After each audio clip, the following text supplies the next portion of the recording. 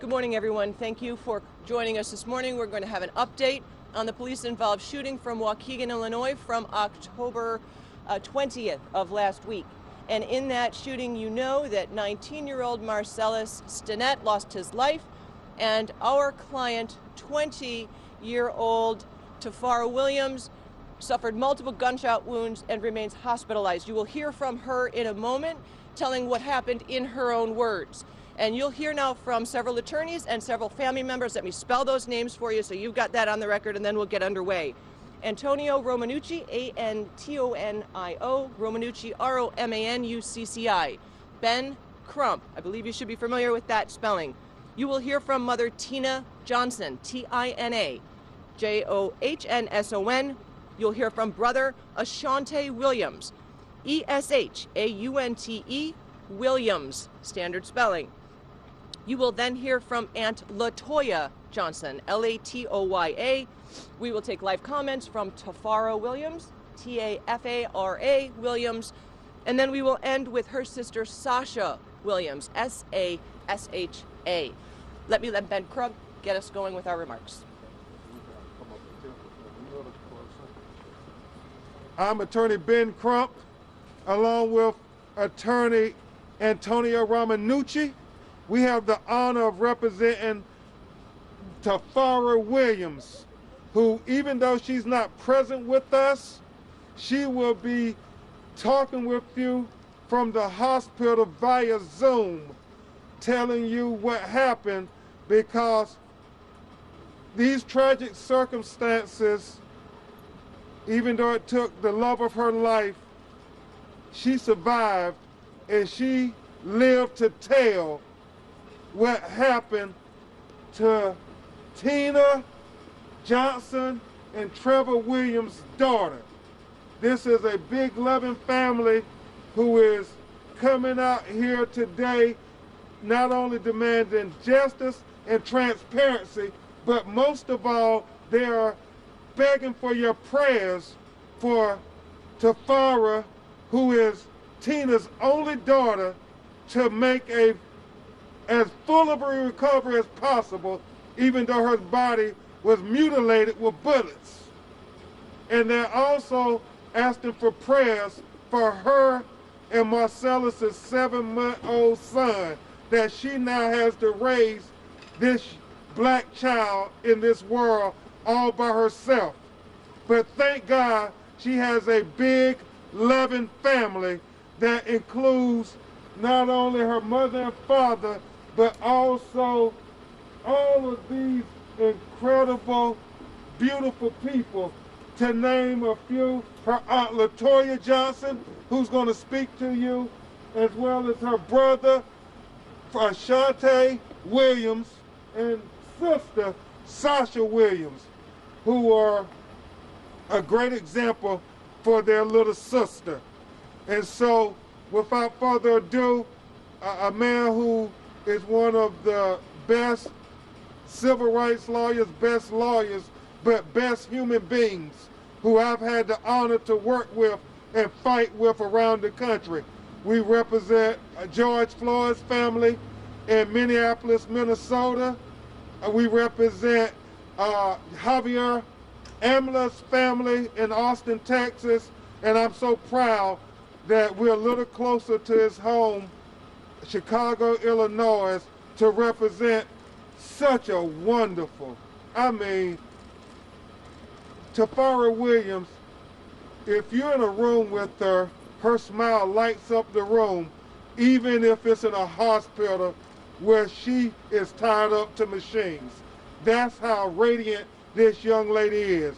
And so I give you Tony Romanucci, and then we'll have the family address you before you hear from Tafara. Tony.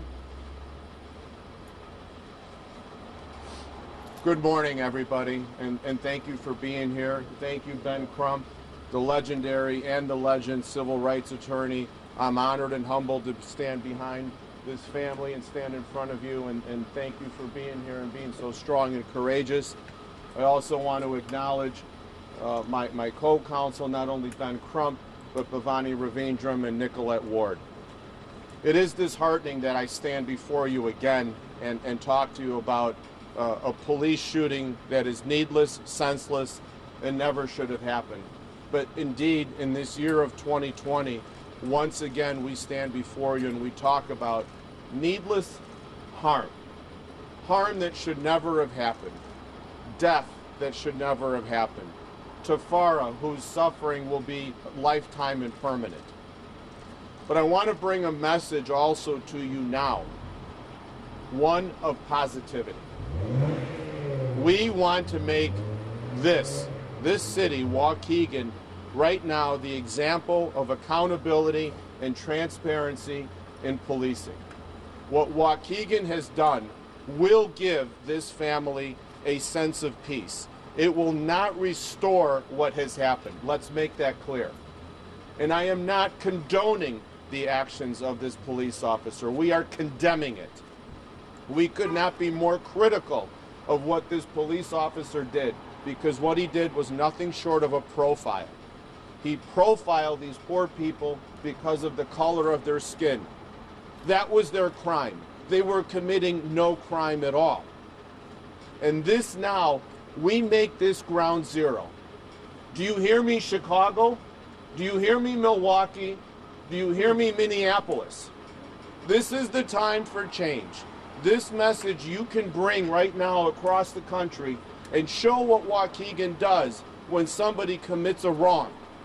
When you commit a wrong, you fix it right away. You don't lie about it, you don't hide it, you front it.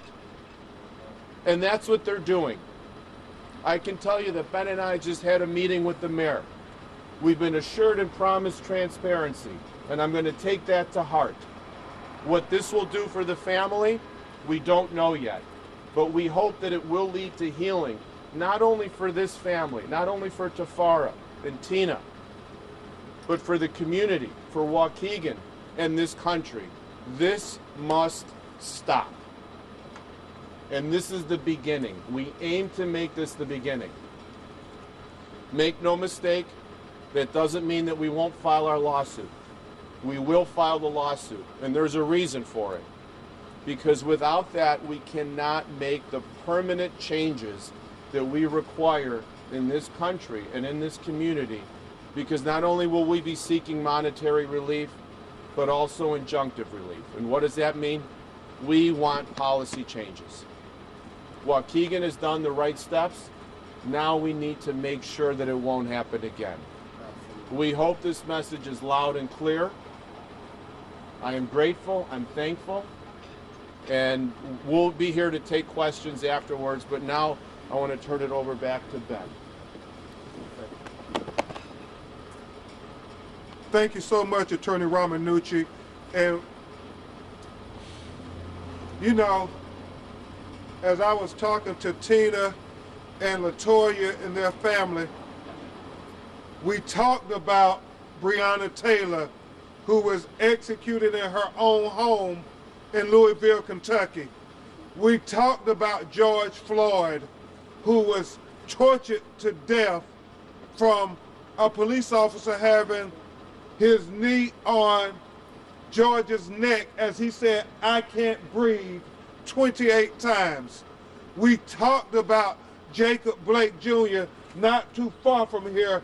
Ashante literally gets shot 7 times in front of his 3 sons, ages 8 years old, LaToya 5 years old, and 3 years old. And the fact that these young black children are going to have psychological problems from a police having deliberate indifference and Tony Ramanucci using excessive, brutal force once again on an African American. And now Tina and Trevor have to try to talk to their 20-year-old daughter about what is she going to tell Marcellus Stinnett Jr. when he asked for his father. I think so often, Sasha, about when does it end? When does it end, America? How many more black people have to be killed because of police brutality, excessive force, implicit bias, systematic racism, deliberate indifference? How many more times, America? How many more times do we have to tell our children that this isn't right, that we deserve a better America, a more just society, that we don't have to explain the talk to Marcellus Jr., to Jacob Blake III, to George Floyd's children? I mean, how many more times, America? That's what we're saying. Let Waukegan be the example. I know, Mayor Cunningham, you all voted for me. I know him personally. I pray that they will set the example, as Attorney Ramanucci said, that this is the model of how we deal with this disease of black people being killed by the people who's supposed to protect and defend them. And so with this, we demand transparency plus accountability. Arthur Reed is how we get to trust. Black Lives Matter, that's how we get to trust. Transparency plus accountability equals trust. And that's the problem, mistrust.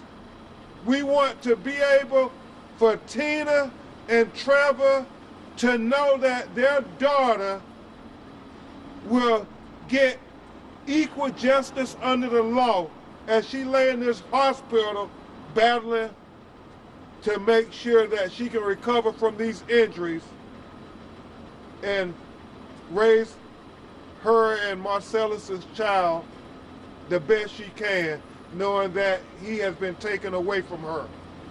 With that, how many more times, America? I'm going to bring to you the mother of Tafara, who's going to address you briefly. Y'all know this is very emotional. They didn't sign up for this. So, you know, they're going to do their best. Miss Tina Williams. Miss Tina Johnson, and she's with Trevor Williams, the mother and father. I am Tina Johnson, Tina Johnson. I'm the mother of Tafara Williams. This is her father. I'm Trevor Williams, Trevor, Trevor Williams, Tafara's father. And I just want to take the time out to thank the Howell family for supporting me everywhere I've been. I thank y'all so much, because y'all have stood on this ground with me from day one, genuinely, and I'm so sorry for y'all loss. I had to stop and thank you, because every day y'all texted me and made sure that I was all right, but I'm gonna stay focused on what we're here for.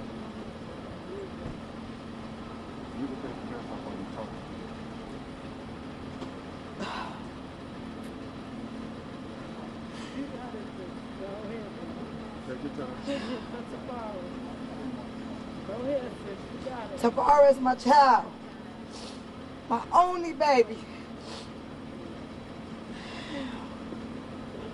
I'm asking you to pray for her and my grandson, Marcellus Jr. My father was raised in church at Greater Faith Baptist Church in Waukegan, Illinois. Tafara is the strongest person I have ever met. She loves everybody and has a heart of gold. She is a good mom, and Marcellus was a great father to that baby. He was a gentle soul, and I can still see the smile upon his face. I'm here demanding justice to hold these officers accountable for what they did to Marcellus and Tafara. This happened to my child and her boyfriend this time. But if America doesn't stop this disease of violence, this could be anyone's child. I'm demanding justice for Marcellus and Tafara Williams. What happened to Tafara should have not happened. Today for us, tomorrow for you. I'm asking the federal government to please make this speedy so we could have some rest, because I can't sleep at night. And I'm getting very angry, and I'm trying to hold my anger as best as I can. I'm asking the federal government to please give us some help, because I know you can do it. Amen.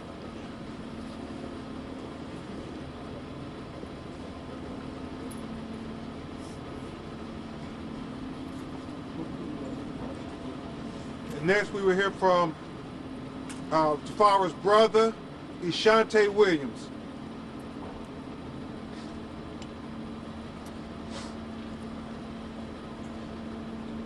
I'm the older brother of Tafara Williams. Obviously, this is really hard for us in our family. You know, imagine having to get a call. You way in Houston, Texas, you hear that your little sister's been shot by the police, nonetheless, right? Justice. That's all we asking for. Is that too much to ask for? It's obviously too much to ask for the police to protect and serve, right? That's their only job. And a lot of times they can't even do that. Enough is enough. We're tired of this happening. It hits even worse when it's somebody at home, right? This is a mother of 2 children, 2 black children, and not one got to grow up without a father. Too many people know what that feels like, and they shouldn't have to go through that. They shouldn't have to go through that at all. Let's please, whoever watching this, whoever gonna see this, please make sure you go to your communities, you stand up, make sure that this is the last time that somebody has to go through this. I don't want no other family to experience this. I don't want no other family to experience the heartbreak that we gotta go through. And like Tina said, Tafara is strong. She is strong. She lights up the room. Yeah. I'm gonna end on this. I got to see her for the first time the other day since I've been out here. And what she said to me, and then we both laughed about it afterwards, she said, "Hey brother, them jokers tried to take me out, man, but I'm too strong."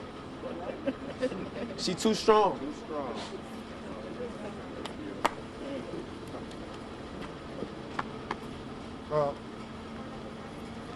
Next, we will hear from Tafara's aunt, LaToya Johnson. How everybody doing today? My name is LaToya Johnson, LaToyaJohnson, Johnson, and I'm just tell you a little bit about Tina. Tina has, my mom has 5 girls. We're all close knit. My older sister is Nargile. Tina is about the 3rd oldest, and I'm the youngest out of the 5 girls. So with that just being said, we are a close family. We are a tight knit family, and one of the reasons this even got going because I called the news. I called Mayor Cunningham, and I did not stop until y'all got here. And then now that we here, like Mr. Ramanucci was saying, we want transparency. We want accountability. Like my brother was saying, we want justice. Giving us 1 Latino police officers to silence us is not enough. If this was a white police officer, would this have moved that fast? Absolutely. You have to ask yourself. You know, now they try to make like this is not black and white, but it is still that. And even though this officer was Latino, yeah, he's held accountability, but if this was a white officer, will we have got the same result in the same amount of time? You have to ask yourself this. And I know we working on one camera, no body cam. Where's the rest of the cameras? Where's the initial camera from the initial car, from the initial stop, from racial profiling? Where's the camera from NOSCO? These are the questions that we are asking, and I am losing my voice in the process of this. But I am not going to stop. My voice is going to get lost in the process until justice is made. We need transparency. We need accountability. Yes. We need somebody to step up and say, we messed up. Yes. Come on.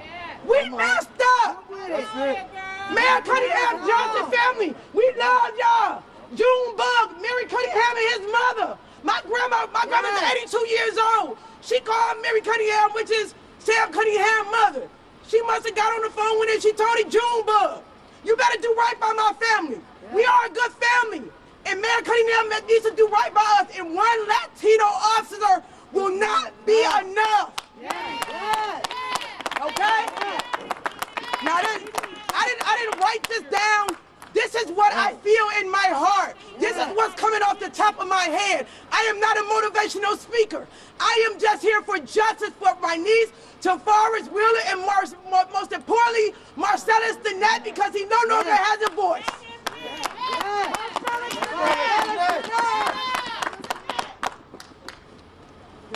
Thank you, Latoya. Jennifer, if we can have your attention, we're going to hear from Tafara.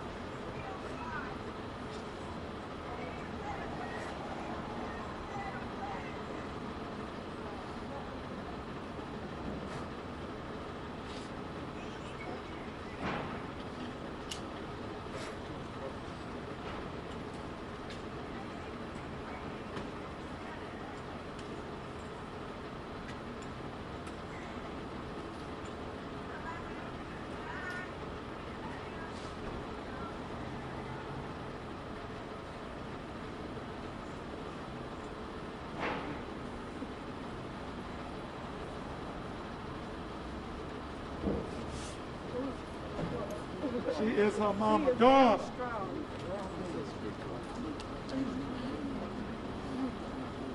Obviously, you heard how heartbreaking this is on so many levels for Tafara. How she begged them to take Marcellus first. How much she loved him and how she believed that he could have been saved. So that's what Attorney Ramanucci and our legal team will be looking at every aspect of what happened from beginning to end, LaToya. Now you will hear from Tafara's sister, Sasha, and this is very emotional, from Sasha Williams.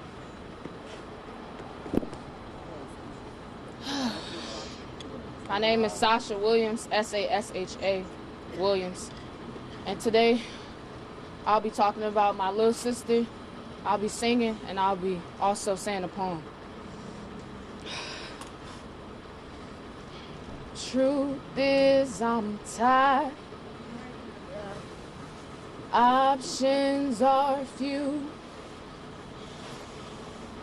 I'm trying to pray, but where are you? I'm all churched out.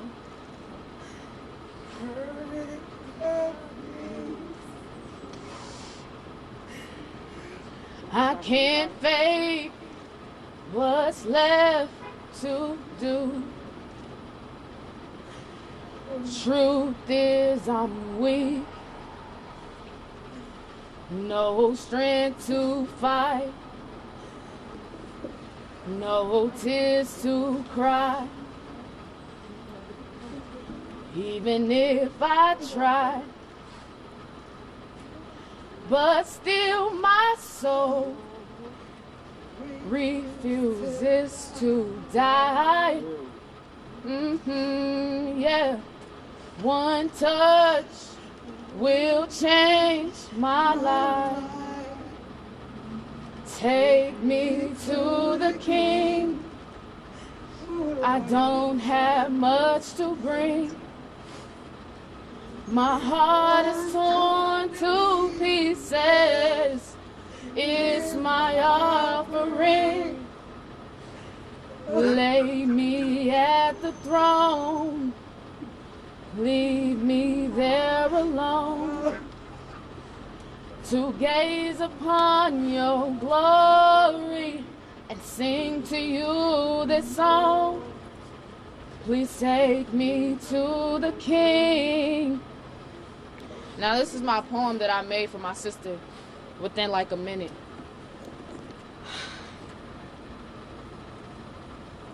My black queen, you are my sister, but we all have the same bloodline.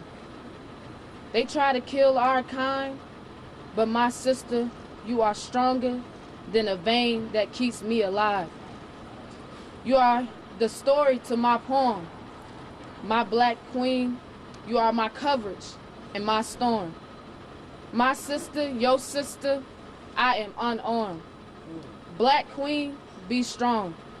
As you resemble me, black queen, you hold a responsibility. But my black queen looks up to me. No weapon should form against she, my black queen. Thank you. We are going to take questions now in two formats. Reporters here in front of us in Waukegan, but also for those of you on Zoom, you can type in your question in the Q&A function, and I will be reading those aloud in just a moment. Also, I want to acknowledge the presence of Black Lives Matter and the activists who have been standing, the whole community, with this family. The family would like to thank you all. Thank you for y'all. So we'll try to take as many questions as appropriate. Has the family yet seen the body, any of the camera recordings from last week? And when should we expect to see that publicly? Well, we hope to be able to make arrangements to see Sorry. We hope to be able to make arrangements to see that soon. We don't have confirmation on when the family can see it. We're working on that right now. Regarding that second question, I think that's best set to the city or the state's attorney as to when they can be made public. What do you need soon? This week? As soon as possible. Imminent. Imminent. Did the mayor say anything along those lines? No, he did not say when. All I can tell you that it's imminent. We're just waiting for confirmation. And he's trying to be transparent. We want to give a lot of credit to Mayor Cunningham. Absolutely. They're trying to be transparent, working with Illinois State Police, Tina, and as soon as practical, the families will see the video, and then it is my understanding that after that, it will be released. But That just is to put a correct. finer point on that, are we talking hours? We don't know. We're hoping so. Could be tomorrow. We don't know. We have to, unfortunately, there's like 2 or 3 channels that we have to go through in order to see the video. But we're hoping it's soon. And I think Latoya expressed it, and if anybody knows me, I always say you don't have to say no more, just show the video.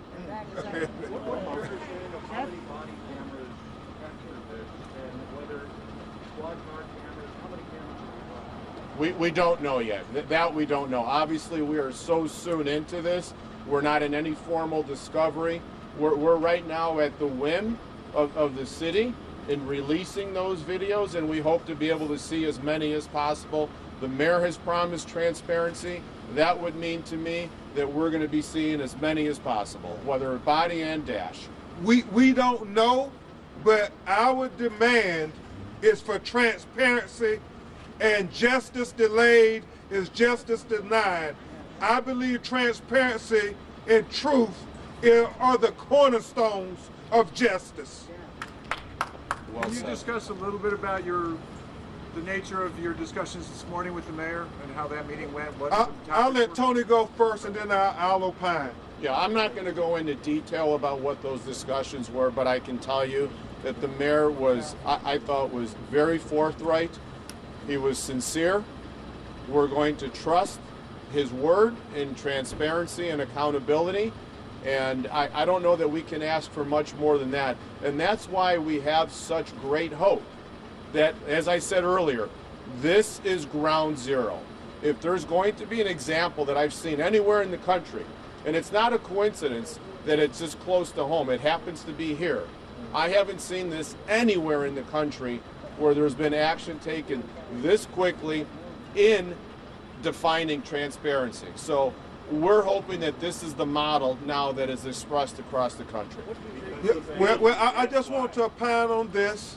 As Tony said, the mayor met with us, and the thing that I got was he considers this his family.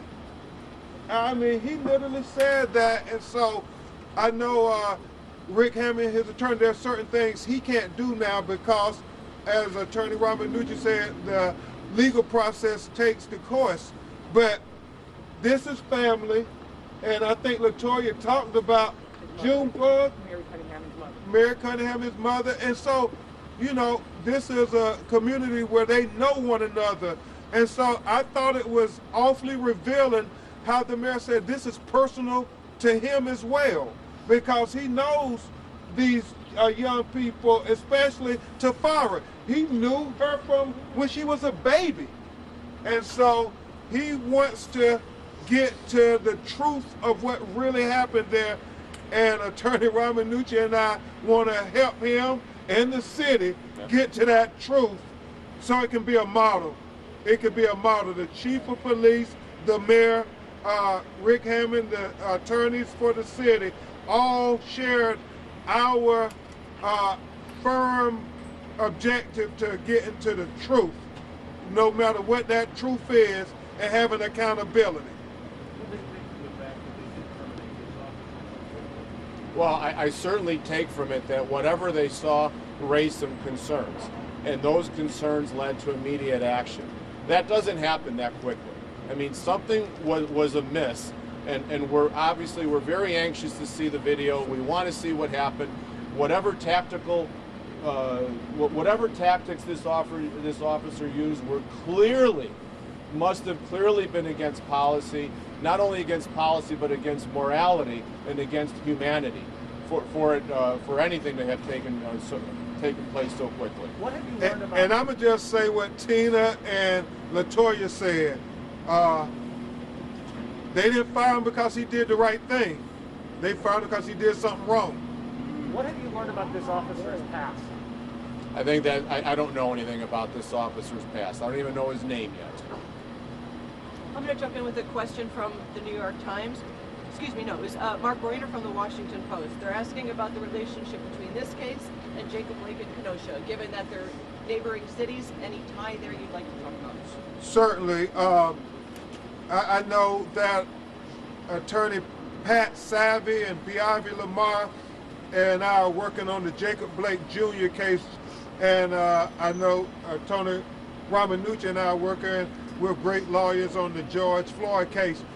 The real connection I see between Jacob Blake Jr., who was shot 7 times in Kenosha, Wisconsin, and this tragedy that saw Marcellus shot to death and Tafara shot multiple times, was the fact that it seems to not be de-escalation when you're dealing with African Americans. I mean, it's almost as if you shoot first and you ask questions later. And that seems to be the connection between these two tragedies in these two cities that are so close to in proximity to one another, with the state line dividing them by a few miles on either side. And so hopefully Kenosha can learn from Waukegan the fact that they terminated the officers when they saw the video and saw wrong. That hadn't happened yet in Jacob Blake Jr. Yeah, what we're tired of is the false narrative. The false narrative has to stop because it comes from the police right away. And when people don't have voices, right? Yes. He's gone now.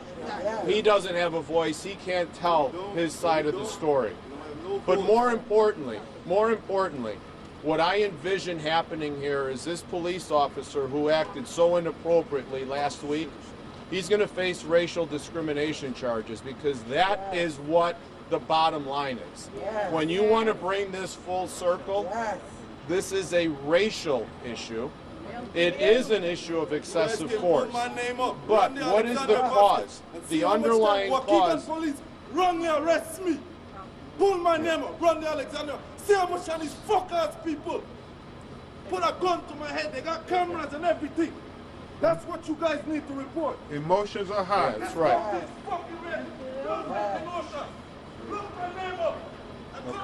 Okay. So, yeah. I mean, it all starts from racial profiling. Okay. Thank you. Respect the family. Okay. The underlying issue is race. And that's what we aim to change with the lawsuit. Make sure that we highlight that, of course, excessive force was used. We all know that. That's clear. But this is a racial case. And we're hoping that criminal charges are looked at very seriously, not only on a state level, but also a federal level. This officer should undergo a very serious criminal investigation as to why he shot. The underlying reason is race. And as the family said, this ex-officer. I'm sorry. Hello, I'm going to jump in with a question from WTTW about injunctive relief and what you may be seeking. Yeah. Like in Breonna Taylor's case, where there was long-term police reform in the name of Breonna Taylor, hopefully the city of Waukegan, Illinois will consider long-term police reform in the names of Tafara Williams and Marcellus Stinnett. Reforms that talk about de-escalation, as Attorney Ramanucci and I have talked about in too many cases around America. De-escalation, the fact that we don't want racial profiling and implicit bias training. And we don't want police to harass the citizens in marginalized minority communities that seems to be suggested here. And so these are the things that we talk about when we start talking about police reform and implicit bias training. Tony can say a word and then we'll go to the next question. In addition to that, I agree with Ben. The other important part of injunctive relief that we will seek, and this is the part that's painful for all municipalities, but it has to happen in order for there to be meaningful change, you must spend money on training. Police officers must be trained so that it becomes muscle memory for how to encounter citizens who have not committed crimes, how to de-escalate those situations. So really training is going to be the core of part of what our injunctive relief will be seeking. Not to spend money on mental illness. Mental illness, back into mental illness. Okay, her injuries. Her injuries are substantial. Out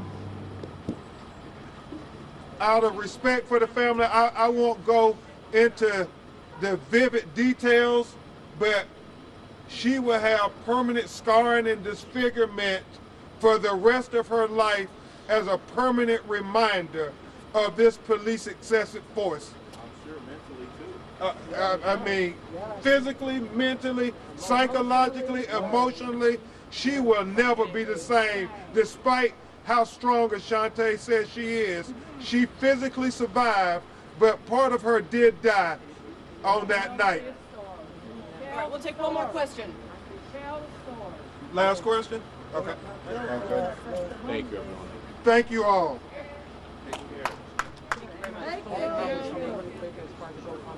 Yes, all right, one last comment from the family. I just want to Thank your mass officer, just let it be clear.